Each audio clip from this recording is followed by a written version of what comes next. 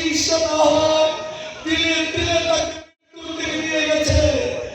সেই শেষ অনুষ্ঠানে আমরা যারা যারা গিয়েছি তারা দেখেছি যে বাংলাদেশের সমস্ত মানুষের নেতা তিনি হয়েছিলেন।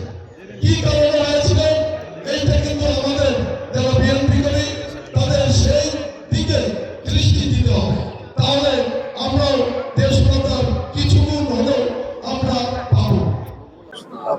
শুধু বিএনপির নেত্রী, তিনি সারা বিশ্বের নেত্রী। তার প্রমাণ বারবার দিয়েছেন।